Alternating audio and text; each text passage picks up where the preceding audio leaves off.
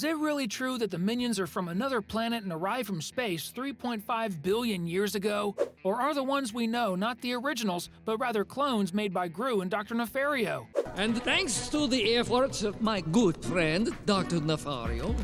Thank you! There are some mysteries and many theories surrounding the origin of the small yellow creatures from Despicable Me. And even with the origin story from the first Minions movie, many wonder why they are so different from any other living being on planet Earth. So, we've delved deep into all this and uncovered many details and incredible secrets that will surprise you now. The beginning of everything. When we talk about the origin of the Minions, the first thing we have to mention is the origin of these small yellow, funny beings with amusing voices who love bananas. Before Illumination ever thought about making a movie just about Gru's Minions, the idea of creating henchmen for the movie's protagonist already existed, and some designs, reminiscent of a gang of tough guys, were created. Then they evolved into beings less human-like, but still quite strange.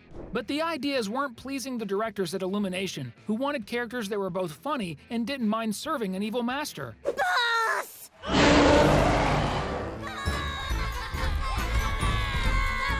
It was at this moment that one of the company's animators, inspired by a popcorn kernel, began creating yellow and funny beings that make weird yet hilarious sounds. That was the initial idea to create the Minions, and it worked so well that they not only got one movie, but two, and with potential for more in the future. Alright, that's the origin of Gru's Minions in the animation, but what about their origin within the world of Despicable Me? In fact, the Minions have two completely different origins, which we'll explain now.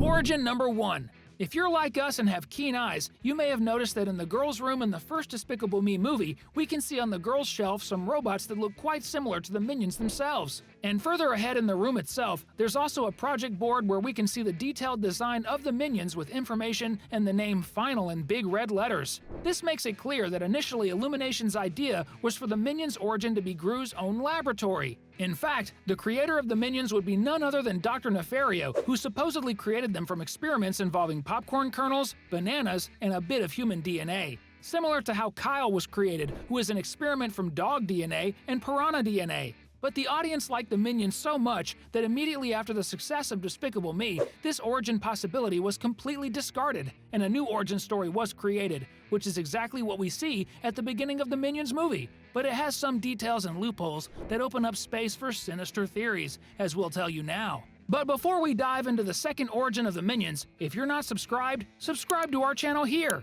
Our videos are made by animation fans for fans. Origin number 2.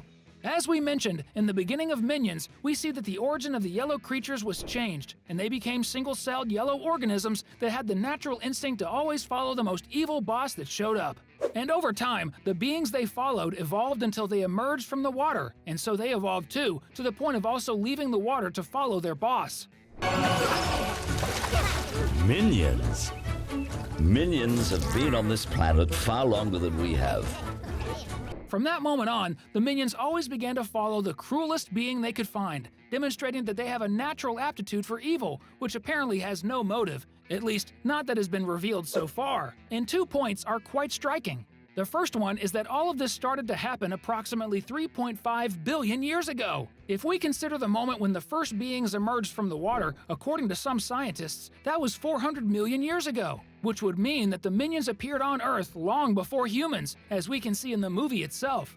The second point is, even after so many millions of years, the physiology of the Minions remains practically intact. They are still small beings with 1 or 2 eyes and 3 fingers on each of their hands. In other words, since they emerged from the water, their evolution has completely stopped, which raises the question, are Minions Earthlings? Apart from being physically completely different from any other creature on Earth, Minions, despite their sweet faces, possess super powerful characteristics that make them practically indestructible. Not only do they seem to be immortal, as they have inhabited the Earth for millions of years, they are also even capable of surviving in space without needing oxygen, completely unlike us humans.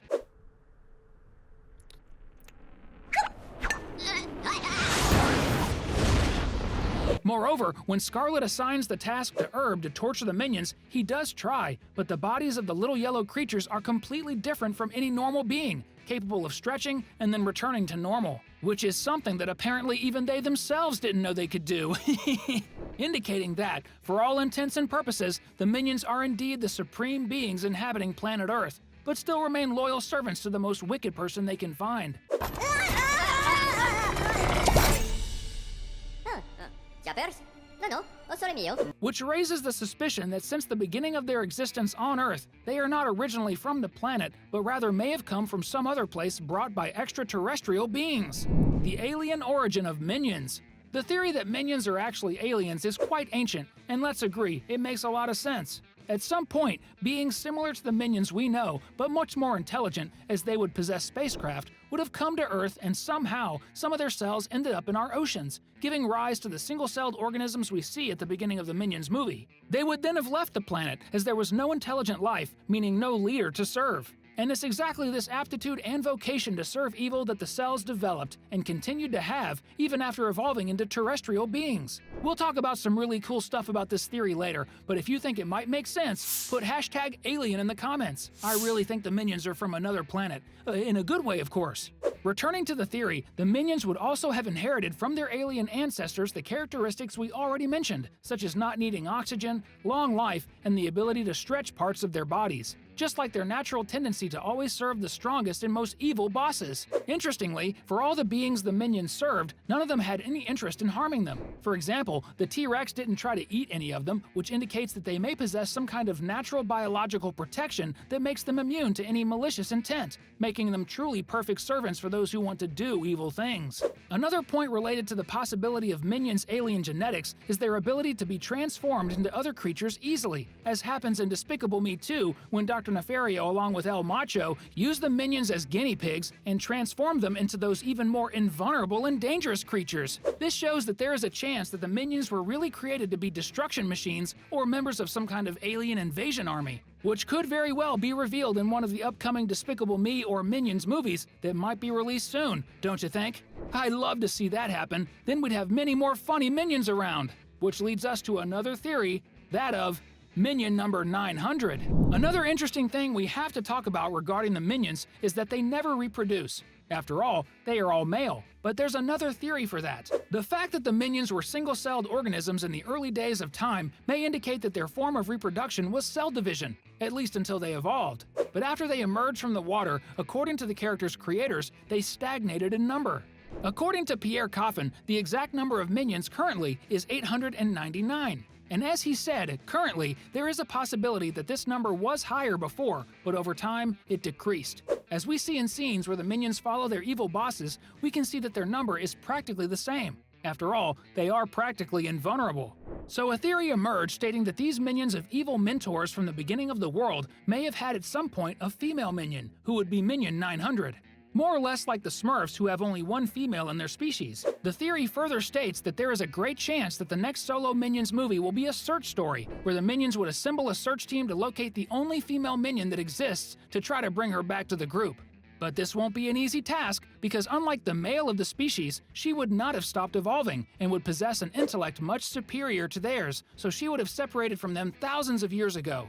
The proof that there really is a female Minion is the memory that exists in the heads of the other Minions, which becomes clear when we see Stuart in England hitting on a yellow fire hydrant, as if it were a female of the species. Maybe she just got tired of being courted by all the other 899 Minions and left just to be able to live in peace. And in that case, honestly, I couldn't blame her.